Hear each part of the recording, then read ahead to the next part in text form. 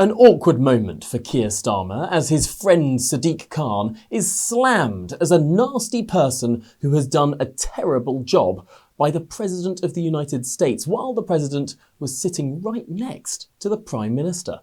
My name's Tom Harwood and this is GB News Originals. Remember to click that subscribe button to stay completely up to date. Now, it was in the gleaming ballroom of Turnberry, the President of the United States golfing resort in Scotland, where the two world leaders, Keir Starmer and Donald Trump, sat down for a bilateral meeting. Normally, ahead of a bilateral meeting, there'll be a couple of minutes for a couple of questions from the press. With Joe Biden, sometimes it was measured in seconds rather than minutes for these events, for these meetings with world leaders. With Donald Trump, no such time limits exist. No, instead of a brief sit-down and a couple of questions from the media before the press are rushed out of the room and the real work begins, there was more than an hour of back-and-forth questions and discussion between the President, the Prime Minister, and the world's press. A remarkable openness that perhaps more world leaders could lean into and learn from. It was so open indeed that multiple journalists were able to ask multiple questions. The session continued and continued and continued. But one question was particularly uncomfortable to watch. One of the press pack asked the President if he would visit London in his state visit due in September. Of course, the state visit will be centring on Windsor, as it did last time, arguably to keep the President away from crowds of protesters, retreating in a royal castle and a much more grand and perhaps quiet retreat, certainly a more grand affair, helpfully for the royal family and indeed for event organisers and indeed policing of the entire thing. Buckingham Palace is currently undergoing renovations, hence why the royal family can legitimately invite the President to Windsor rather than Buckingham Palace. Although perhaps the President would prefer it. Windsor is, of course, much more old and arguably more grand than Buckingham Palace. Buckingham Palace built largely in the late 1700s, early 1800s as well, at least that facade that we know today, whereas Windsor Castle was started by William the Conqueror around 1,000 years ago. A really impressive sight for a president of a country that's not even 250 years old.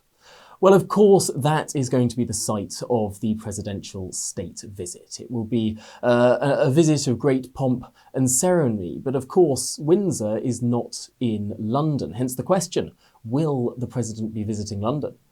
But the response was perhaps slightly more full of barbs than people were expecting. The president was happy to visit London, he said so, but he had some choice words for the London Mayor Sadiq Khan. Let's take a listen. Will you visit London during the state visit? Or are you worried? I will. I'm not a fan of your mayor. Why not? I think he's done a terrible job, the mayor of London, but a nasty person. Are you worried? I think he's a friend of mine. I think he's done a terrible job. A nasty person and a terrible mayor. Of course, the feud between Donald Trump and Sadiq Khan has been going on for years. The two men got elected at around the same time. Sadiq Khan maybe 6 or so months before the President, Donald Trump, in his first term in office. And they've exchanged Twitter barbs at each other. They've had a long-running feud. This, the latest intervention from the President of the United States, perhaps will do no harm for the London mayor, at least in London, where the President of the United States holds not particularly high approval ratings. But perhaps what was most curious about this exchange was the feeble defence from the friend of the London mayor, the Prime Minister Keir Starmer, interjecting only to say, Sadiq Khan is a friend of mine. No defence of his record, of his policy, of his integrity, or indeed on whether or not he's a nasty person. Not a particularly full-hearted defence of the London mayor from the Prime Minister. And this gets to the heart of the relationship between the Prime Minister and the President of the United States. Critics will argue it is entirely subservient.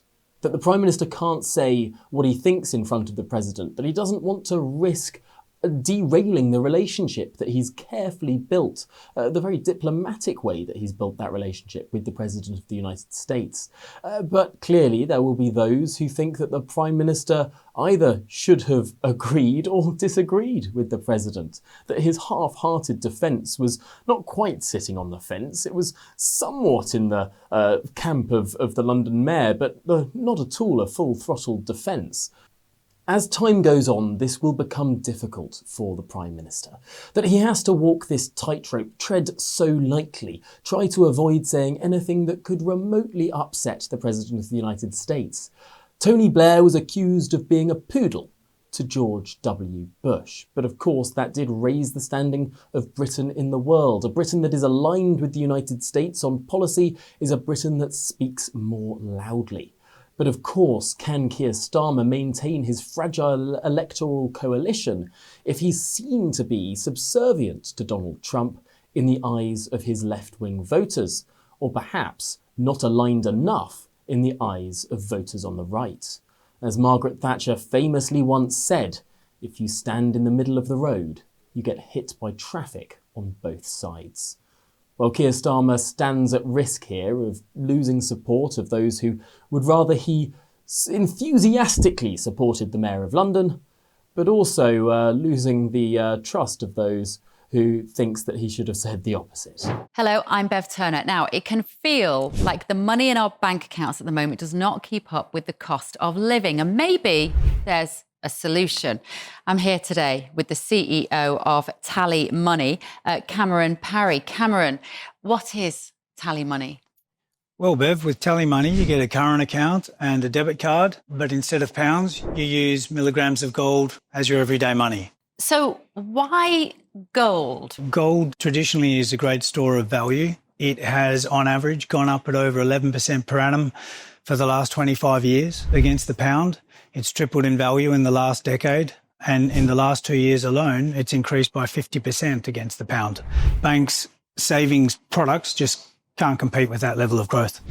But this isn't just about gold. This is about a currency that you guys have created at TallyMoney. Explain it to me as though I'm an idiot. So, look, people need to be able to hold their earnings and build their savings in a money that retains its value and remains in their legal control and remains theirs to access, away from government control. Great. You had me at not exposed to government control. You should feel safe and happy with your money. You should have peace of mind. The more money you see in your bank balance, and that's the type of thing we're trying to deliver, and give people choice in the type of money they get to use every day.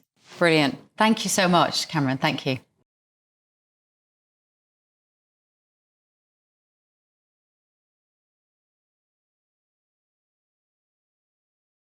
An embarrassing moment for the Prime Minister as he sat next to a president who has just abolished death duties for farmers in the United States. Meanwhile, in the United Kingdom, for the first time, many family farms are being subject to just such a tax. Now, Donald Trump was asked by GBNews' very own Bev Turner about the plight of farmers, not just in this country, but around the world. It gave Donald Trump the opportunity to speak about something that he is proud of having achieved as President of the United States, and that's reforming the way in which family farms in the United States are taxed. Now, inheritance tax in the United States, often called estate tax, was up to 50% for many farms across the country. And this meant, of course, that for those land-rich, cash-poor farmers who didn't want to develop their land and realise the gains of that land, who wanted to keep farming in the family, who saw farming more as a duty than a lucrative profession, well, that land value that, of course, they weren't realising themselves is on paper seen by the state. And therefore, the level of tax that those farmers have to pay upon the death of the principal is far more than they're able to pay. That leads to the inevitability of farmers having to sell off a significant part of their farm, a significant proportion of their land. And in some cases, that could make the proportion that they have to sell off, that could make the entire farm unviable. The smaller the farm, the smaller the efficiency, the smaller the yield, the less that can be produced. In some cases, that could be the death knell for that family farm. Well, Donald Trump understood this issue and he spoke about how he reformed that system to make sure that farmers who in many cases were committing suicide because their family businesses were falling away, well, he spoke about how that system was being reformed. Sitting next to him was the Prime Minister of the United Kingdom, sitting there awkwardly because under Keir Starmer, for the first time, family farms are being subjected to similar forms of death taxes. He tried to justify it by saying that these death taxes are actually very light if they're paid over a long number of years, over a decade or more. That could reduce the burden. But let's not forget, this is a burden that these farms haven't faced before, as farmers face all sorts of other burdens in the modern world. Let's listen in to the slightly painful exchange. We have a lot of unhappy. We have a lot of unhappy. Who are you with? Because you're asking such nice questions. Sorry, GB News. Bev Turner from GB News. Very good. We have a lot of unhappy farmers in this country at the moment, and I'm sure the Prime Minister won't thank me for raising this. We've had changes to inheritance tax, which mean a lot of farmers feel they're going to lose their farms when they die or their father dies. How important are farmers to a country? You mean they're going to lose the farm because of estate taxes? Correct. So that when they die, they'll have to pay so much. They're cash poor, but they have great properties. I know. Well, they're cash poor. They're land rich and cash poor. A lot of people are. I've had that too. Sometimes I'm land rich and cash. Sometimes I'm cash rich and land poor.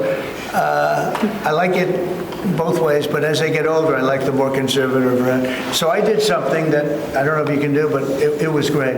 I love our farmers. As you know, in our tax bill, we have a clause that's very important. We were losing a lot of farms to the banks because a loving mother and father would die and left their farm to their children or their child, but their children, their family. And they loved their family and they thought they were doing them a favor, but they had a 50% tax to pay.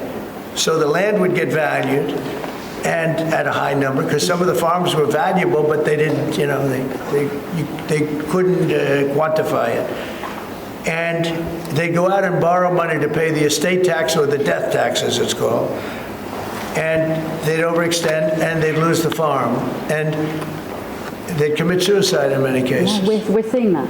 No. Our levels are nowhere near 50%. They're not 50%, but the dissatisfaction is real. We've just introduced where it's paid over many years, works out that's about good. an extra 2% a year over 10 years. So it's not at those levels by any stretch of the imagination. But the other thing that we've done, as you know, is make sure that we've got a pathway for farmers that actually increases their year-on-year income, which is the most important thing. And in all of the deals that we do, we ensure that our farmers are the central focus for much of it, particularly in agriculture, including in the US deal, because I don't think we can go on for years saying that it's acceptable for farmers to have a year-on-year income which isn't sufficient. We've got to fix that problem. We can't simply live with that problem, so it's a very different situation. Well, we ended the estate tax.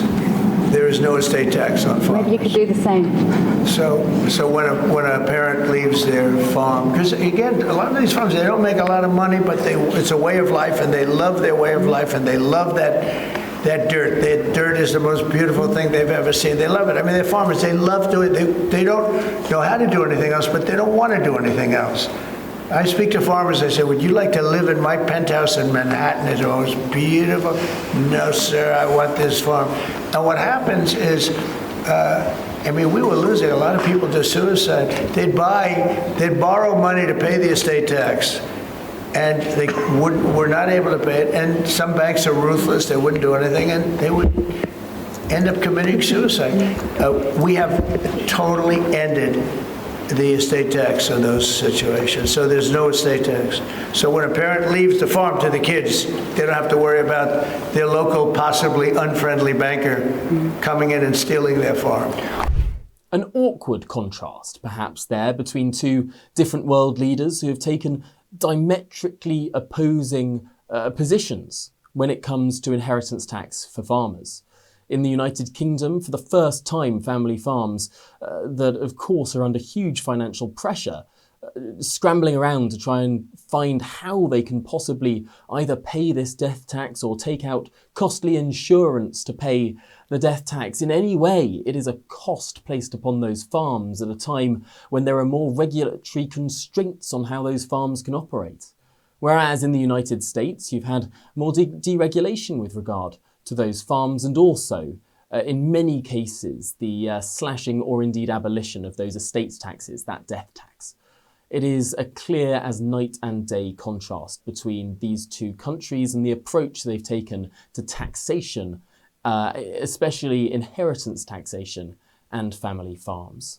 But what do you make of it? Which approach do you think has been the better choice? Which is going to lead to an abundance of food production and which could lead to less? Well, I'll let you discuss that downstairs in the comments section. Is Keir Starmer doing a fantastic job on dealing with illegal immigration and small boat crossings? Well, that's the impression you could have got from the words of Donald Trump. But was this all because he was fed some dodgy data?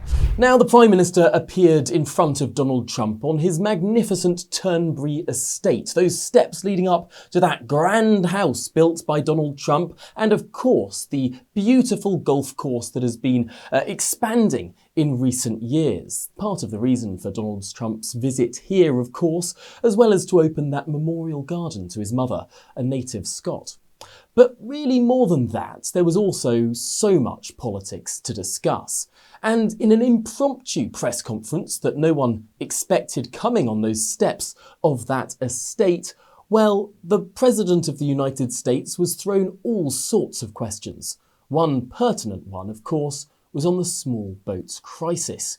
GBNews' very own Christopher Hope asked, what does he think about the government's attempts to stop the boats, the small boats crisis?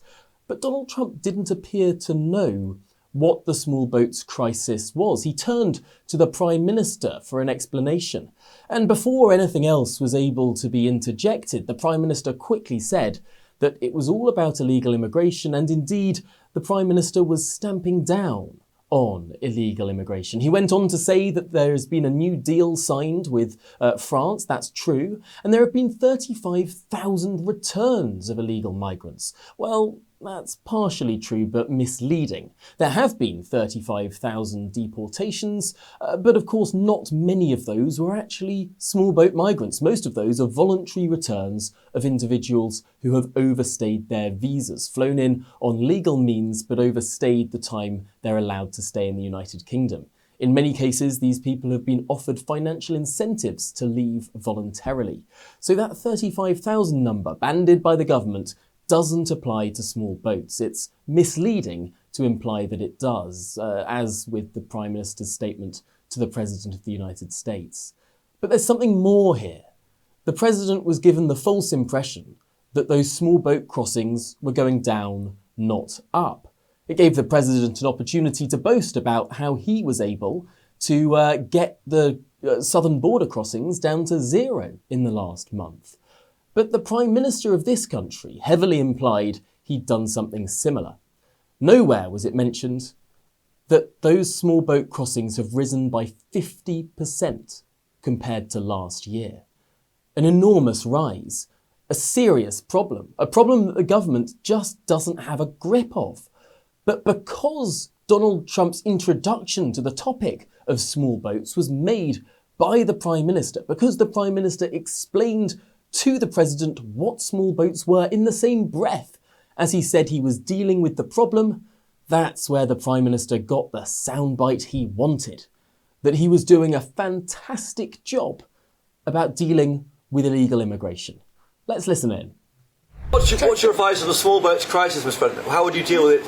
What's your advice on dealing with the small boats crisis in this country? The small boats crisis. It's about the boats coming over the channel, so we're taking a lot of action to stop people coming over the channel who shouldn't be here, stopping them coming in the first place. Well, look, immigration is a big factor, and I think, frankly, if they're coming from other countries and you don't know who they are, and are they coming from prisons? We have them where they came in from prisons. We're moving them all out. We had a border last June, just recent, last month, We had 0 people come into the country, 0, other than coming through legal means. If you're stopping immigration and stopping the wrong people, I give my hats are off to you. You're doing not a good thing, you're doing a fantastic thing. So I know nothing about the boats. But if the boats are loaded up with bad people, and they usually are, because, other countries don't send their best. They send people that they don't want. And they're not stupid people. And they send the people that they don't want. And I've heard that you've taken a much stronger stance on immigration. Yeah, we've done a lot of work stopping them coming. We just signed an agreement to return them, and we've returned 35,000, in fact, under the first year of this Labour government, of people who shouldn't be in this country. So we're very pleased that we're getting on with returning people who've got no right to be here. That's great. As somebody that loves this, I love this country. My mother was born in, as you know, my mother was born in Scotland, and it's an incredible place, a beautiful place. And if that be the case, I congratulate you. That's exactly, because, Europe is a much different place than it was just 5 years ago, 10 years ago. And they've got to get their act together. If they don't, you're not going to have Europe anymore as you know it. And you can't do that. This is a magnificent part of the world, and you cannot ruin it. You cannot let people come in here illegally. And what happens is there'll be murderers, there'll be drug dealers, there'll be all sorts of things that other countries don't want. And they send them to you, and they send them to us, and you've got to stop them. And I hear that you've taken a very strong stand on immigration, and taking a strong stand on immigration is imperative. Keir Starmer will be delighted by that exchange. Of course, it's not an accurate reflection of the truth. The president couldn't be expected to know the ins and outs of the migration crisis in this country. Indeed, he ended up talking about the migration crisis in the generality of Europe, where, of course, there has been a huge spike in migration. But he didn't know the specifics when it comes to small boats in the United Kingdom. And because he didn't, he gave some conditional endorsements to the Prime Minister. If that's the case, he's done a fantastic job. He's done more than a good job. And this will be a political boon to the Prime Minister. I can just imagine it now. Leaflets being sent to some of the more Brexity areas of the country, some of the seats that the Labour Party won back at the last election, where they're worried about the surge in the Reform Party's vote ahead of the next general election. Well, I can imagine on leaflets going out into swathes of this country that are most concerned about illegal immigration, an effective endorsement of the Prime Minister's response from none other than the President of the United States.